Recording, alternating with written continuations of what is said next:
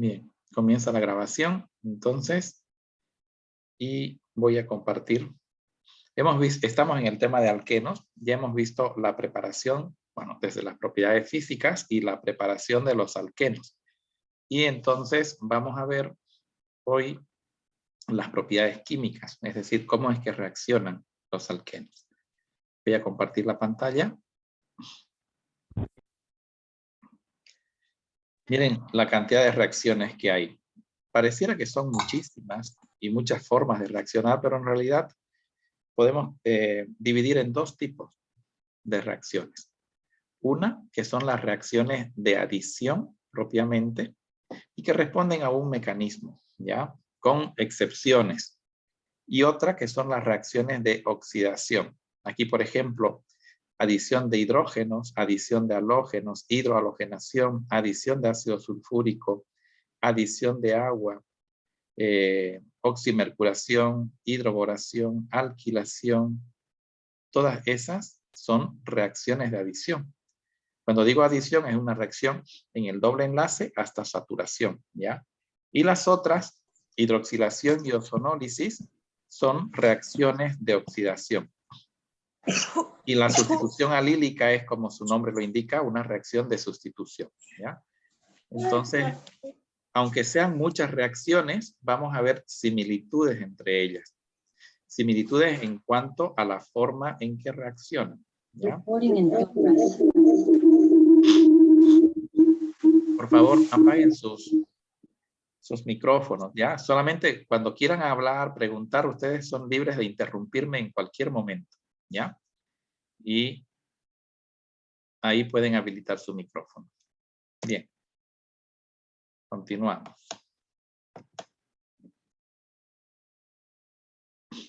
Empezaremos con adición de hidrógenos, aunque es una reacción que ya la he mostrado antes, ¿ya? Tenemos, como pueden ver, el doble enlace que se puede todavía saturar con hidrógeno. Y esta reacción es normalmente una reacción catalítica, ¿ya? Utilizamos como catalizador ya sea el platino, el paladio o el níquel. Esos son catalizadores en fase heterogénea. Sin embargo, sí debo aclarar de que hay muchísimos tipos de reacciones de hidrogenación, ¿ya? En dobles enlaces. No que solamente tenga alquenos, pueden tener otras funciones, pero que hayan dobles enlaces. Donde se utilizan catalizadores, por ejemplo, de rodio, rutenio, iridio, catálisis homogénea. Todo eso nosotros no lo estudiamos, ¿ya? Porque corresponde a una química orgánica avanzada. Estudiamos estas reacciones de hidrogenación donde se utiliza la catálisis heterogénea, que es lo que está al nivel básico, que es el que estudiamos en la química orgánica, aquí en esta, no solo en esta carrera, ¿no? Aquí en Santa Cruz, porque son carreras que llevan la química como algo formativo, pero no como la materia fundamental, ¿no? Entonces, como han visto, entra un equivalente de hidrógeno por cada enlace doble. Es decir, un mol de hidrógeno por enlace doble. Que hay dos enlaces dobles, 2 moles de hidrógeno, ¿ya? 3 enlaces dobles, 3 moles de hidrógeno. Y queda igualado.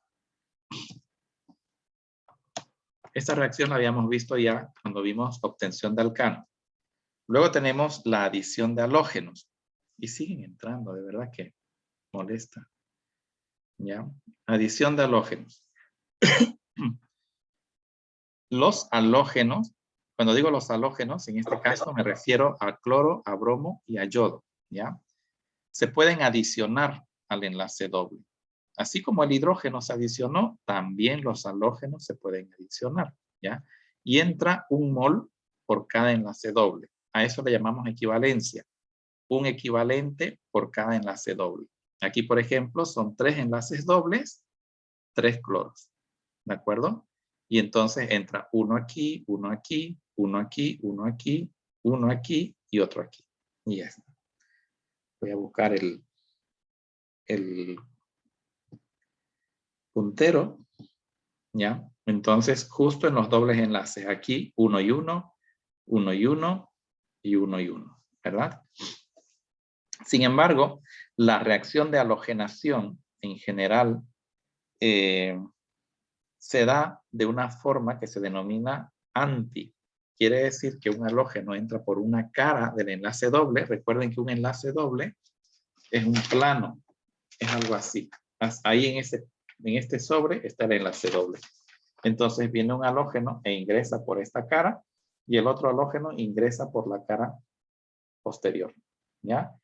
Por eso se le llama anti a este tipo de adición. Y eso da lugar a que se obtengan este tipo de isómeros, por ejemplo, cuando son ciclos, isómeros geométricos. Siempre se va a obtener de manera selectiva el isómero trans. ¿Ya? Acá no podemos observarlo porque en realidad entran como una mezcla. Y en unos va a entrar por una cara, en otros va a entrar por la otra cara, siempre opuestas, pero se va a obtener al final toda una mezcla de productos, no un producto único. Entonces nosotros lo escribimos de una forma genérica, tal cual les estoy mostrando. ¿Ya? Ahora sí entramos a la parte que lleva mecanismos. No es que el otro no lleve también, pero son mecanismos muy sencillos. Vamos a ver la hidrohalogenación. La adición de un ácido hidrácido. Por ejemplo, un ácido bromídrico, un ácido clorhídrico, un ácido yodhídrico a ese enlace doble. Pueden ver ustedes aquí en la reacción que el bromo ingresa al carbono más sustituido que hay. ¿Ya? Porque podría ingresar aquí el bromo y tener el bromuro de N-propilo. Sin embargo, el producto es el bromuro de isopropilo. Entonces, el bromo va y se ubica en el carbono más sustituido. ¿Pero por qué lo hace? Esta observación la hizo Markovnikov, ¿ya? Hace muchísimos años, antes de conocer la parte mecanística de la reacción. Él observó que en estas reacciones siempre se obtenía el halogenuro más sustituido. Y lo estableció como una regla semiempírica, así como fue la regla de Zaitsev que vimos al principio. Aquí tenemos la regla de Markovnikov, donde Markovnikov dice esto. Dice Markovnikov, cuando se adiciona un reactivo asimétrico, entre paréntesis, HX, a un enlace doble, dice, la parte nucleófila, entre paréntesis X, del reactivo, se va a adicionar al carbono más sustituido. Y la parte electrófila, entre paréntesis H, se adicionará al carbono menos sustituido, es decir, al que tiene más hidrógenos. Así tal cual lo acabo de decir, así dice la regla de Markovnikov. Entonces, cuando nosotros hacemos una reacción de adición, de hidrohalogenación, y en general de adición, decimos, este es un producto con orientación Markovnikov, ¿ya? Cuando se obtiene el más sustituido, tiene orientación Markovnikov, ¿ya? Pero ahora que conocemos de mecanismos de reacción, nos preguntamos, ¿y cómo es que se da esta reacción? Entonces aquí podemos ver que es una reacción que tiene lugar en dos etapas. Una primera etapa, que es la etapa lenta, es la etapa controlante de la cinética de la reacción, además fuertemente endotérmica, se da por la reacción entre esta nube nucleófila, nube electrónica de aquí del enlace doble, con el protón del ácido bromídrico, ¿ya? Entonces, incorpora al hidrógeno, se une con el hidrógeno, cede los dos electrones para formar el enlace y se forma un ion carbenio, o sea, un carbocatión. Si es que se une por aquí, entonces el carbocatión estaría aquí, donde está el puntero. Y eso sería un carbocatión primario. Pero si une al hidrógeno aquí, el carbocatión queda tal cual lo vemos acá, en ese carbono. Un carbocatión secundario. Y sabemos que un carbocatión terciario es más estable que uno secundario y uno secundario más estable que uno primario. Y esa es la verdadera razón, ¿de acuerdo? En el primer paso, en la etapa controlante, se adiciona el hidrógeno y da lugar a la formación de un carbocatión, por lo tanto, el más estable. Pero ese carbocatión, a pesar de que es el más estable de los que se pueden haber formado, necesita reaccionar inmediatamente. Y ahí es donde entra ya el ion bromuro. Y el bromuro cede los electrones para formar el enlace con el carbocatión. ¿Ya? Y de esa manera tenemos un producto con orientación Markov-Nikov. Entonces, ¿por qué nos da una orientación Markov-Nikov? Porque se obtiene el carbocatión más estable. Claro, verlo en un ejercicio como este, muy didáctico, parece que siempre va a ser así. Pero recuerden que donde hay carbocationes, pueden haber reordenamientos de carbocationes. Es decir, que si acá, por ejemplo, existieran otros grupos, y por tanto la posibilidad de formar un carbocatión terciario, se va a formar el carbocatión terciario, ¿no? Va a migrar la carga de aquí al terciario, que será el más estable. Y entonces ahí es donde se unirá el bromo, o el cloro, o el yodo, lo que fuese, y nos daría obviamente el más sustituido, pero no el que esperábamos, ¿ya? Porque nos da fuera de donde estaba el doble enlace. Eso es algo muy común en esta reacción, ¿ya? Con ejercicios lo vamos a entender bien después, pero el mecanismo nos explica el por qué se forma un producto con esa orientación. Sin embargo, también hay una adición de específicamente ácido bromídrico, ¿ya? Con una orientación anti-Markov-Nikov, contraria a la que vimos hace rato. Fíjense que hace rato Markov-Nikov. Miren dónde está el bromo, aquí. Y ahora miren dónde se viene el bromo, aquí. ¿Y por qué? Porque aquí hay esto. Estos se llaman peróxidos, de una forma genérica. Peróxidos. Entonces, cuando en la reacción se da la participación de peróxidos, no en una cantidad apreciable, a nivel de trazas podemos hablar de, qué sé yo, un 0,01% de todo lo que hay que sea peróxido, o sea, casi nada, ¿ya? Pero ese peróxido en una etapa de iniciación sufre una ruptura homolítica, una homólisis, y da lugar a la especie esta muy activa, la cual reacciona con el ácido bromídrico, ¿ya? Pero no reacciona con el ácido clorhídrico, ni reacciona con el ácido yodhídrico. Por tanto, esta reacción es única y exclusivamente con el ácido bromídrico, ¿ya? Cuando no hay peróxido de por medio, puede ser bromídrico, clorhídrico, yodhídrico, y siempre será Markov-Nikov.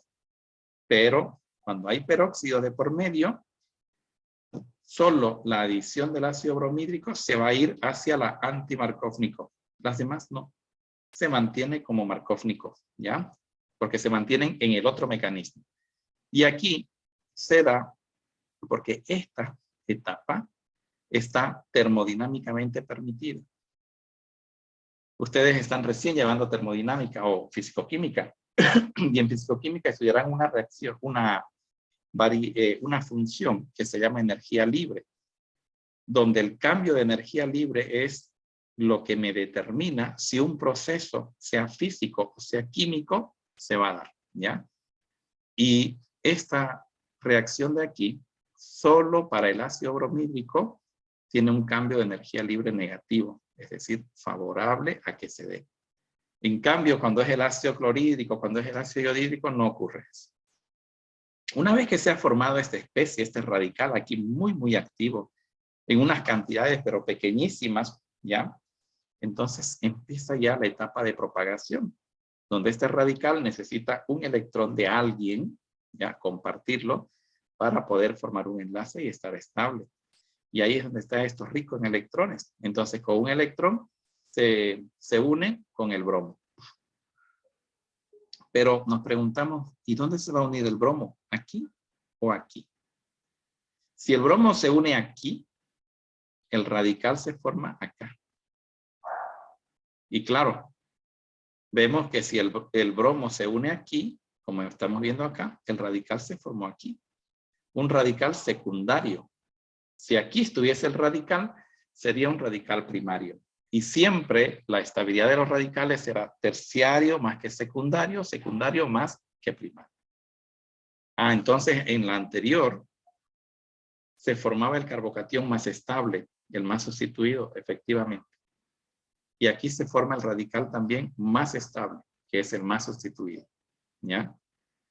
Y luego ese radical tiene que reaccionar y reacciona con más ácido bromídrico para formar finalmente el compuesto, liberando más radical, bromo, el cual reacciona con más alqueno, forma más radical, que reacciona con más ácido bromídrico, y es todo un ciclo. ¿Ya? Y toda reacción radicalaria al principio ni se aprecia y de pronto evoluciona, porque es un ciclo, es exponencial. ¿Ya? Hasta que quedan por ahí unas cuantas especies activas, bromo, este radical, ¿ya? Y no pueden quedarse, entonces chocan entre sí y forman en la etapa de terminación un compuesto dibromado o forman bromo molecular.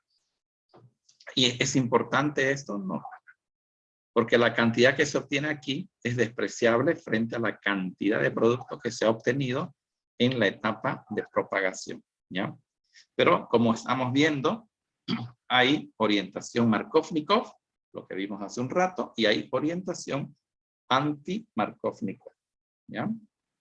La orientación anti-Markovnikov en la hidrogenación, perdón, en la hidrohalogenación se da solo con ácido bromídrico. Perdón.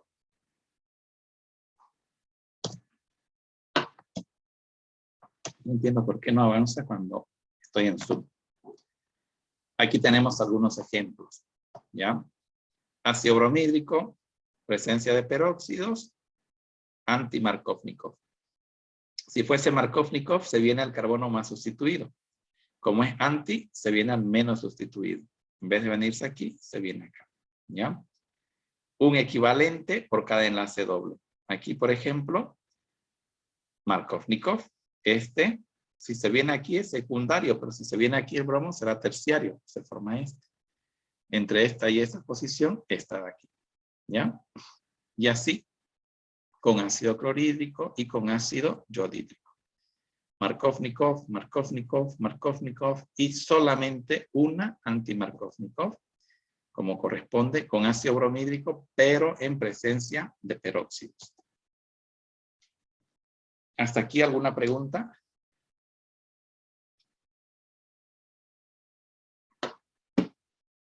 ¿Nada? Bueno, veamos la adición de ácido sulfúrico. La adición de ácido sulfúrico es en realidad una reacción, vamos a decir, intermedia, que se da, por ejemplo, cuando hago la hidratación. Si hago reaccionar alcohol en un medio de ácido sulfúrico, ¿ya? Entonces voy a tener una reacción de hidratación. Perdón, no alcohol, agua, ¿ya? Voy a obtener un alcohol. Pero previamente se dio un proceso de formación de un bisulfato. ¿Qué es esto? Básicamente, ácido sulfúrico me forma un bisulfato o hidrógeno sulfato le podemos llamar. Hidrógeno sulfato de etilo, pero fíjense, cuando es el etileno, que ojo, es el menos estable, necesito un ácido sulfúrico muy concentrado, 98%. Cuando es monosustituido, como este, propileno, necesito un ácido sulfúrico menos concentrado, al 80% ya tenemos buen rendimiento. Y cuando tiene más sustituyente, como en este caso el di, mucho más baja la concentración. La reacción me va a dar con un ácido sulfúrico al 63%. Formaría un hidrógeno sulfato de terbutilo, hidrógeno sulfato de isopropilo e hidrógeno sulfato de etilo, ¿ya? Pero como digo, es una reacción intermedia en la reacción de hidratación. Y aquí tenemos la reacción de hidratación, hasta acá, la adición de agua, ¿ya? Pasa por ácido sulfúrico, se forma el hidrógeno sulfato y luego con agua para formar el alcohol correspondiente, ¿ya? Siempre con orientación Markovnikov. Vale decir que se forma siempre el más sustituido, el alcohol más sustituido, ¿ya? Es una orientación tipo Markovnikov. ¿Preguntas hasta aquí? Un ratito voy por agua, ¿ya?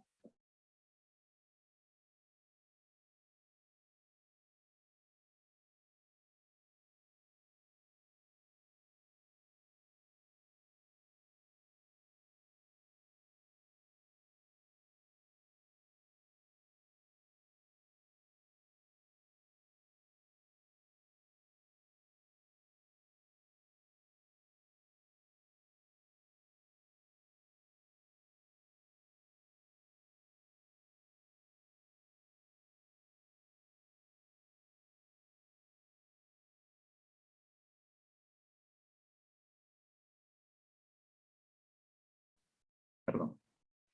Bien. Entonces, siempre con orientación Una pregunta. Markovnikov. Sí, lo escucho. ¿Siempre se utiliza el ácido sulfúrico como catalizador?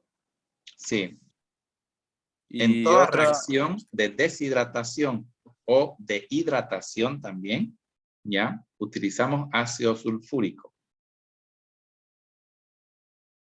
¿Ya? El ácido nítrico, por ejemplo, lo utilizamos cuando además necesitamos condiciones oxidantes. El ácido clorhídrico, cuando además de condiciones ácidas, necesitamos condiciones reductoras, ¿de acuerdo? Y cuando se trata de una deshidratación, en este caso es lo contrario, es hidratación, pero cuando se trata de una deshidratación, utilizamos ácido sulfúrico y también podemos utilizar ácido fosfórico, ¿ya? Hemos hecho la práctica del etileno, ¿se acuerdan? La segunda práctica. El etileno, ¿cómo lo obtenemos? Deshidratando el alcohol. ¿Qué utilizamos para deshidratar el alcohol? Ácido sulfúrico, ¿ya? Entonces es un deshidratante. O sea, necesitamos las condiciones ácidas, sí, pero también las condiciones deshidratantes. Si necesito condiciones ácidas más condiciones oxidantes, nítrico. Condiciones ácidas más condiciones reductoras, clorhídrico. ¿Ya? Son los tres ácidos que se utilizan con mucha frecuencia en química. No sé si tienen alguna otra pregunta.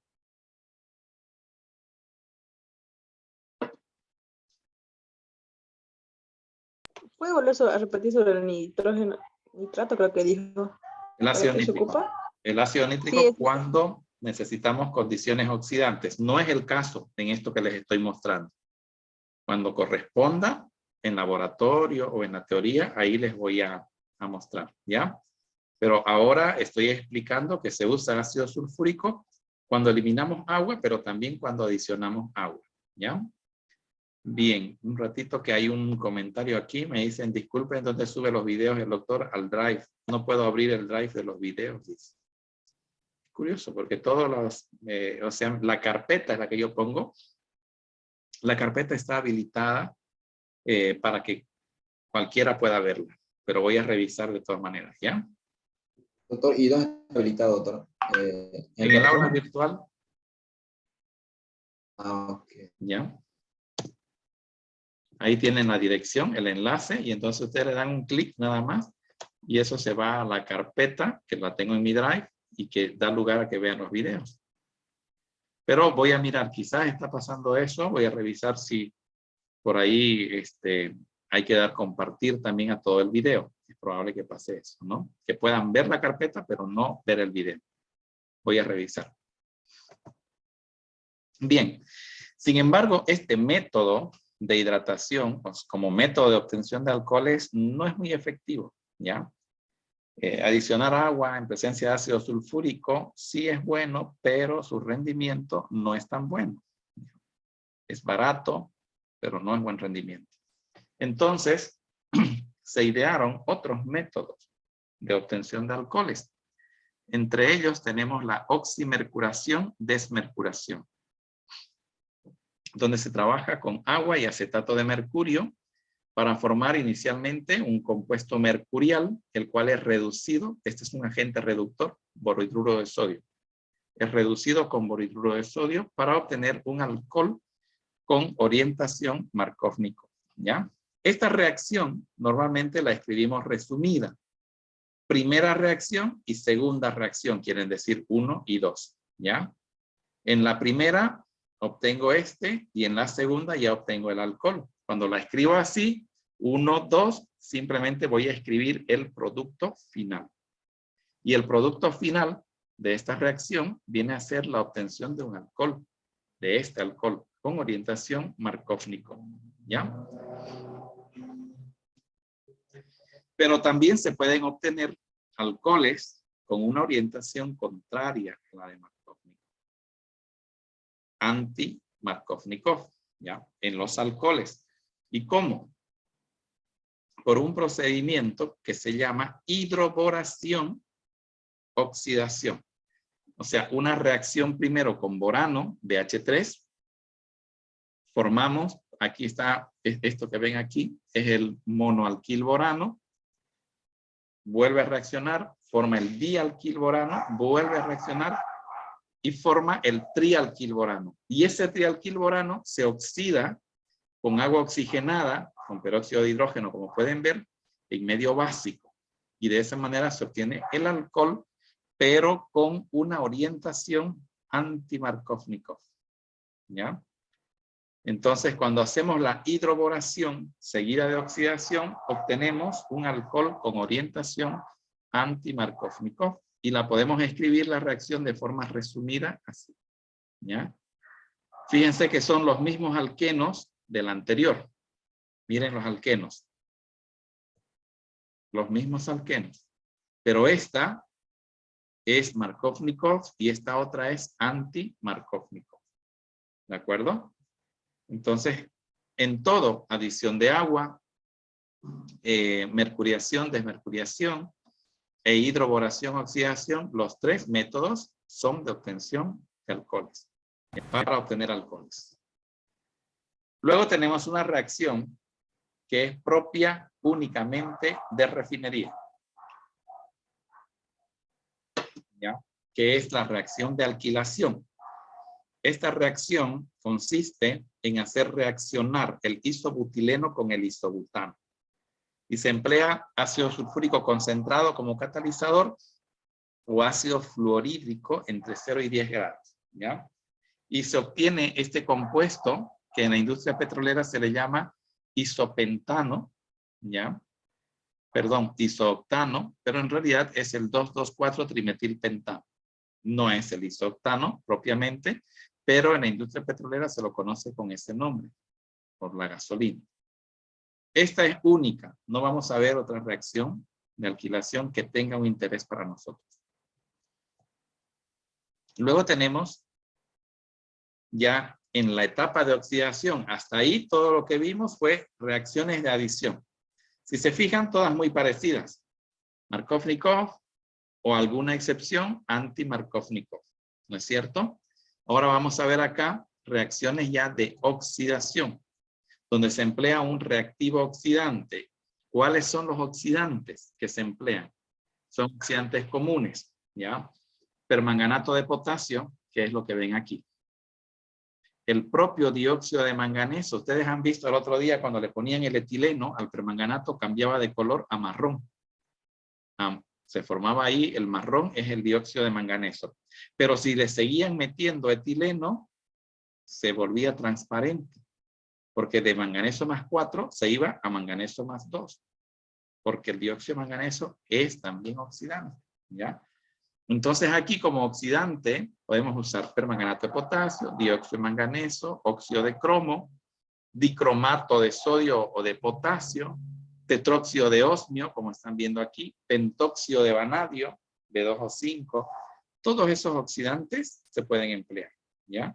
Y en todos ellos, con todos ellos se obtienen este tipo de compuestos, que se denominan glicoles, ¿ya? Los glicoles son dioles, o sea, dialcoholes vecinales. Vale decir que hay un hidroxilo en carbono, o hay dos hidroxilos ubicados en carbonos vecinos, ¿de acuerdo? Eso es un glicol. Y los glicoles, como ven, se forman por este tipo de reacción. Una oxidación de un enlace doble. El otro día ustedes tenían el etileno. Con el permanganato de potasio, inicialmente se formó el glicol, 1,2-etanodiol, ¿ya? Pero como siguieron poniéndole más reactivo, ¿ya? Se llegó a formar el ácido oxálico, o sea, el etanodioico, por oxidación del glicol, ¿ya? Pero eso es lo que tienen que poner como respuesta ustedes en la guía. Pero la primera reacción, ¿cuál fue? La formación de un glicol, ¿ya? Ahora, ¿se puede obtener glicoles con otros oxidantes? Por ejemplo, con los perácidos. Perácidos decimos simplemente.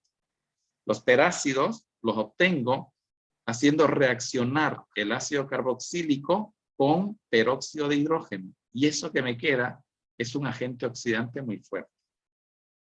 Pero ¿qué ocurre? Que cuando llevo a cabo la oxidación, se forma un epóxido. Esto es un epóxido. Esto. Como un ciclopropano, pero uno de los eslabones viene a ser oxígeno. Eso es un epóxido, ¿ya?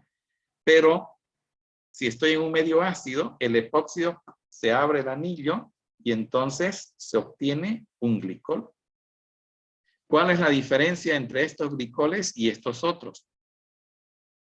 Es que estos tienen los dos grupos hidroxilo del mismo lado, ¿ya? Si se tiene que formar un isómero geométrico, se va a formar un isómero cis de esta forma.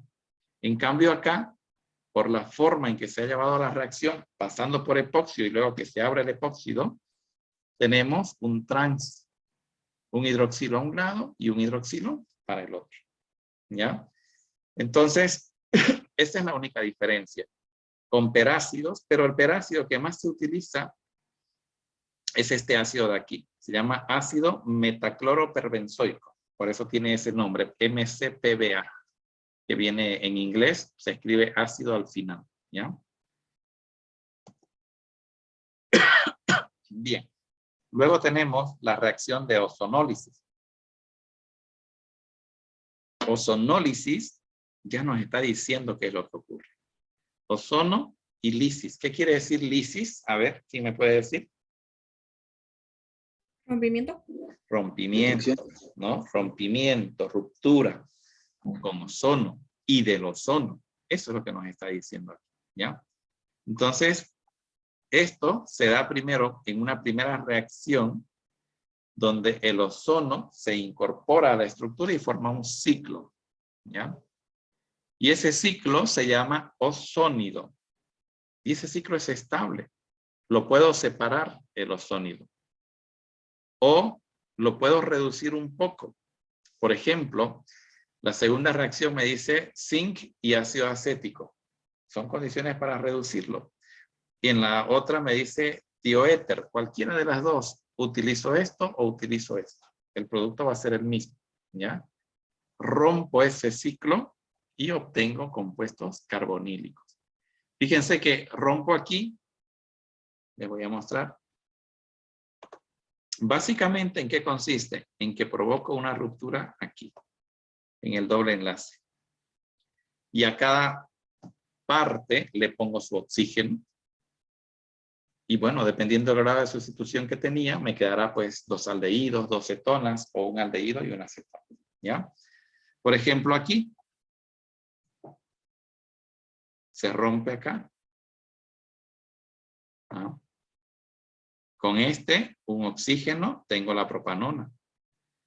1, 2, 3, el oxígeno y tengo el propanal, que es este, ¿ya? Con vamos a ver si este está bien, se rompe aquí, ¿ya? Y al romperse ahí, el oxígeno va con este.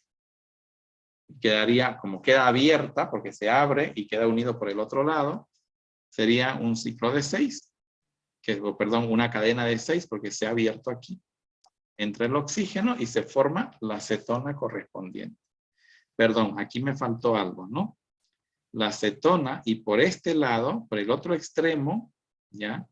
También hay un carbonilo, entonces aquí esto es CHO.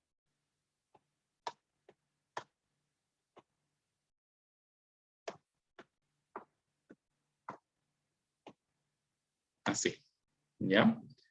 Entonces, aldehído por un lado, cetona por el otro, porque como era un ciclo, estaba cerrado y lo rompí aquí, entonces se abre y queda por todo lado una cadena diferente al otro, donde simplemente se rompe y se separan, ¿no?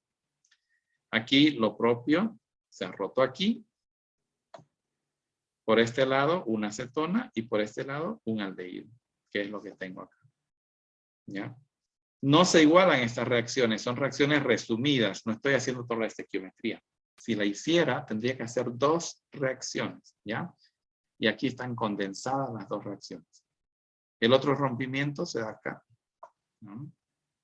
Y entonces forma una cetona y una cetona, ¿ya? Mediante la ozonólisis, entonces, ¿qué obtenemos? Aldehídos y cetonas.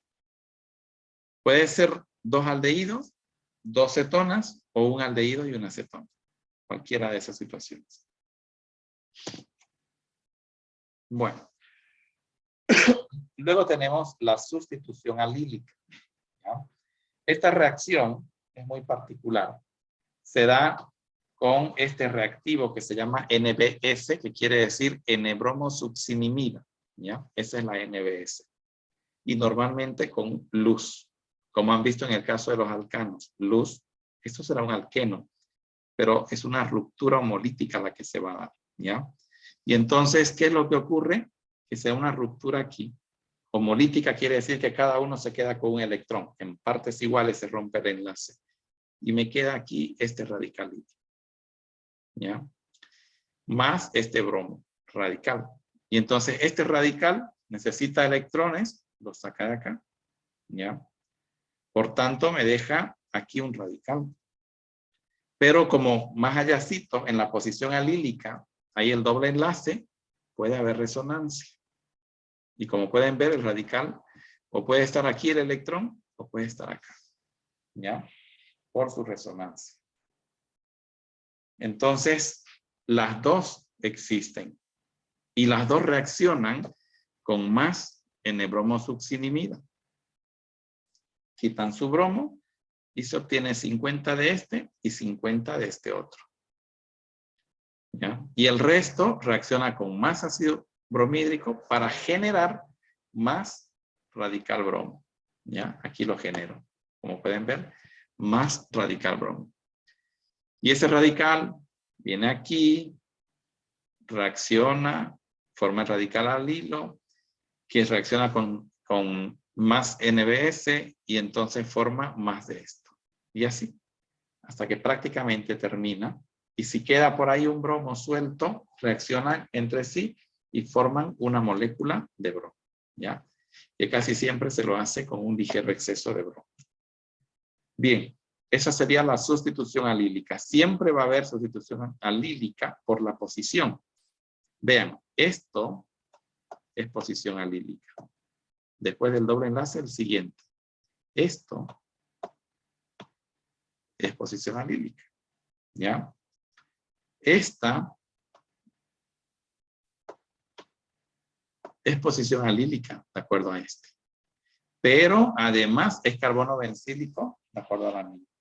Por tanto, ¿ya? Es único el sitio donde va a ir a reaccionar porque eso es muy estable y entonces el bromo viene directamente, encaja ahí.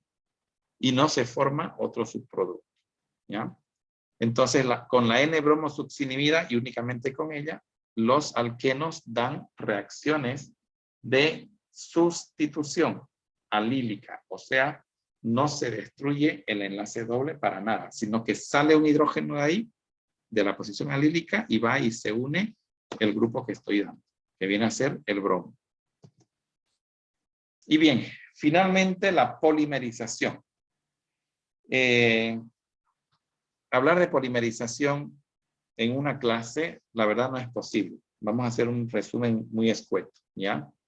De hecho, polímeros es toda una especialidad, ¿ya? Pero ¿qué es lo que ocurre con las olefinas? Es decir, los alquenos. Por ejemplo, si yo tengo quiero un café caliente, ¿en qué me lo dan? Lo quiero para llevar en una cafetería. ¿En qué me lo sirven?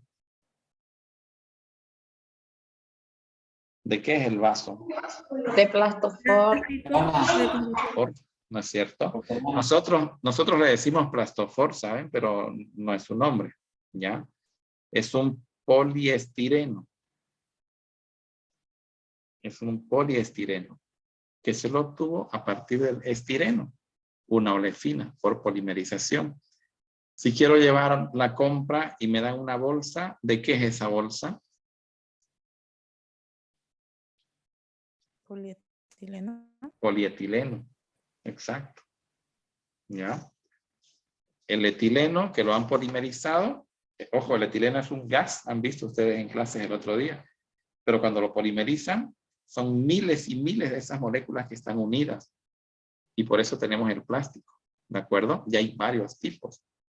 Y tienen polipropileno y tienen, bueno, en fin, poliisobutileno, poliene-butileno, o sea, un montón de polímeros.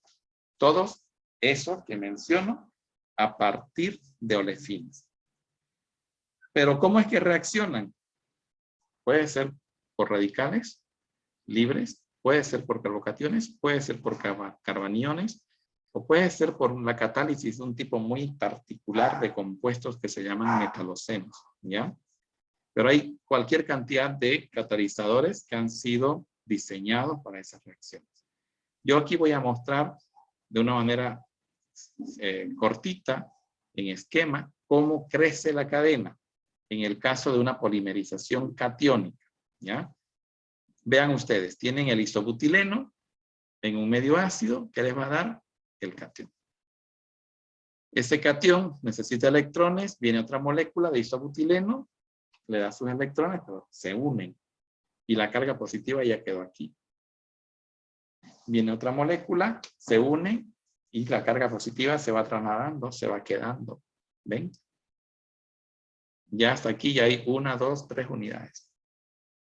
Viene otra y otra y otra y se van acomodando de esa manera hasta tener miles de esas moléculas. ¿Ya? Entonces, de esa manera se da el crecimiento de cadena cuando se trata de un mecanismo carbocatión. ¿De acuerdo? Pero eso es la polimerización. Crecer juntándolas las cadenas por unión química para tener un compuesto de mayor peso molecular. Bien, con esto doy por acabado el tema de alquenos. Por acabado en cuanto al avance. Creo que no les he puesto el práctico. Ahorita me voy a quedar a actualizarles el aula virtual. Les voy a poner un práctico y lo que quisiera así que ustedes estén preguntando en el foro de la materia, porque en el aula virtual yo pongo un foro, ¿ya? Donde ustedes pueden hacer las preguntas que quieran referidas a esa unidad. Y con esto les digo que tenemos material para el examen. Normalmente el examen es alcanos y alquenos. Si avanzamos también alquinos, la próxima semana, belleza, ¿ya? Pero les voy a dar un práctico. Quiero que ustedes intenten hacerlo. Al principio les va a costar seguro, pero hagan el intento. Y luego háganme consultas y dedicamos una clase solo a hacer la parte práctica. ¿Les parece? Hacer ejercicios. Sí, doctor. ¿Ya? Creo que necesito. Sí, porque hemos avanzado, o sea, les he mostrado algunos ejercicios, pero les he mostrado, no los he hecho con ustedes. Y la cuestión es hacerlos, ¿ya? Así que... Y también la anterior clase, doctor, disculpe que lo corte. Ajá. La anterior clase que nos iba a mandar unos videos. Ya, sí, se los voy a se los paso. Voy a actualizar ahorita el aula virtual. Me voy a poner a eso, ¿ya? Muchísimas gracias. Okay. Doctor, buenas noches. Diga. Entonces subiría la clase de alquenos también, ¿no? Sí, sí. El aula virtual. Va a quedar todo alquenos puesto, ¿ya? Ok, gracias. Bueno, nos vemos, chicos. Hasta luego. Doctor, última pregunta. No se olvide ¿Sí? subir este video, por favor. ¿Decía? Doctor, en la práctica que vamos a hacer va a valer, digamos, unos puntos, ¿no, doctor? ¿O va a ser así por aprender? A ver, lo voy a buscar por aquí. No me voy a olvidar nunca de ese que está mendigando puntos. Usted está con 100 ahorita. Usted está con 100. Cualquier error es culpa suya y eso baja del 100. ¿No ve? ¿Cómo me van a pedir puntos si en este momento tiene 100? Todos empiezan con 100. Si se equivocan, Mejor ya me va callo, bajando. entonces. ¿Ya? Todo Ya. tiene, o sea, los prácticos tienen su valor, ¿ya? Tienen su Ah, valor, ¿ya? ya, doctor, gracias. Bueno, hasta luego, nos vemos. Hasta luego, doctor. Luego, Hasta luego, doctor. hasta luego.